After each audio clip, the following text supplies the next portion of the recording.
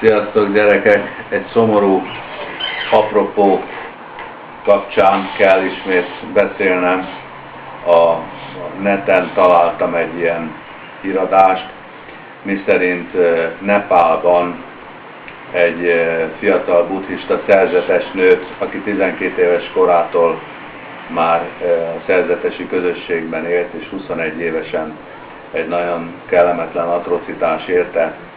A távolsági buszjáraton utazott, és éjszaka valahová el kellett mennie a kolostor védett falai közül, és 5 férfi megerőszakolt. Tehát ez egy rettenetes élmény ugye egy nőnek, és az erőszaknak a legdurvább formája szerintem még talán annál is rosszabb, mint amikor megölnek valakit. És a fekete leves csak ezután következett, mert a szerzetesi közösség azt mondta, hogy ezek után ő nem lehet a szerzetesi közösség tagja, de mérhetetlen cinizmus, hogy találtak Buddha tanításai között valami olyan utalást, hogy szűzen válhat valaki szerzetessé, és hát a többi buddhista közösség vezetőivel azt sillabizálták ki ebből az ő állásfoglalásuk, ahogy ugye az iszlámban is ilyen fatvákat bocsátanak ki, hogy hát amire nincs konkrét utalás a próféta könyvében, azt így kell értelmezni, vagy a kereszténységben, hogy a pápa bocsát ki ilyen útmutatásokat, hogy hát szerintük, mivel szűzen lehet valaki szerzetes, tehát ha ő elvesztette a szűzenséget, akkor már nem lehet szerzetes. Ez annyira a mély embertelenség, és annyira fölháborítja az embert, hogy tényleg a bicska nyílik ki a zsebében. És nem is foglalkozom azzal, hogy Buddha tanításaiból keresek olyat, ami ezt az állásfoglalást fölülírja, és egyáltalán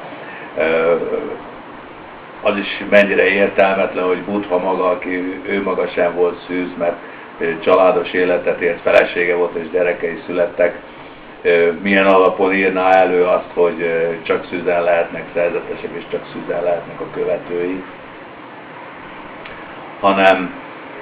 hanem arra a meglátásomra világítanék most inkább rá, ami már néhány éve megfogalmazódott bennem, hogy minden eszme meghal, amint intézményesül.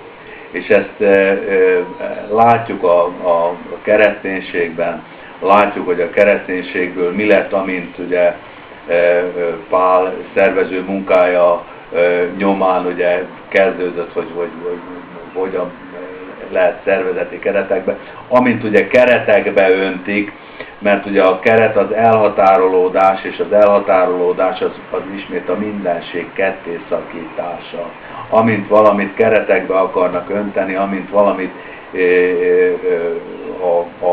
valamiből kiölik a szabadság lelkét, márpedig pont Pál mondta, hogy ahol Isten lelke, ott a szabadság, a második Timóteushoz írt levelének a 3. szakaszában. Tehát amint valamit keretek közé öntünk és szabályozunk, ott meghal a szabadságnak a lelke, és Isten onnan eltűnik. Ugyanúgy, ahogy egy ilyen megszabályozott formációból, és mégis elburjánzott formációból a katolikus vallásból kivált a reformáció, és ugye a gyökerekhez való visszatérés szándékával, és bizony ugyanoda jutott, ahova a keresztény egyház ugyanazokba a hibákba esett bele.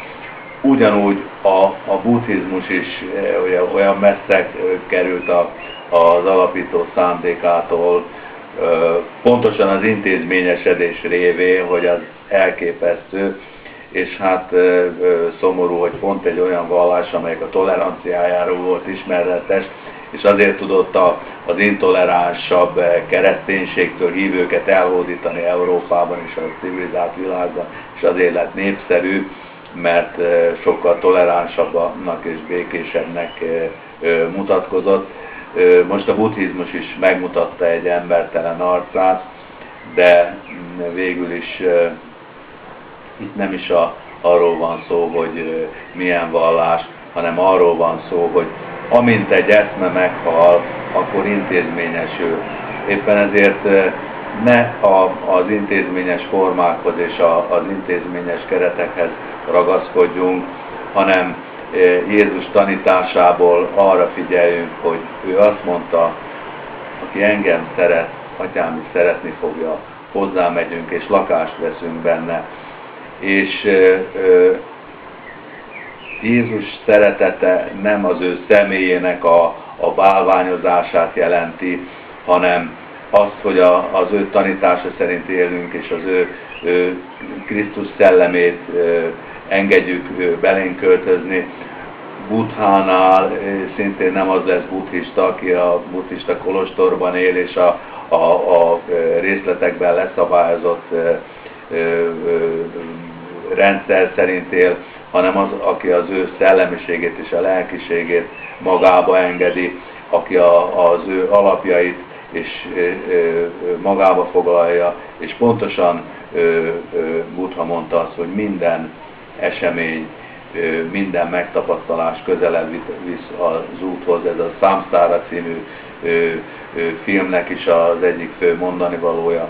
Ezért én bízom benne, hogy ez a buddhista szerzetes nő még ilyen súlyos megtapasztalások után is, hogy erőszak és a saját vallásából való kitaszítottság is, hogy közelebb fog kerülni Istenhez, és bízom benne, hogy csak az idő kérdése, hogy mindnyájan Istennel és egymással egyesülünk.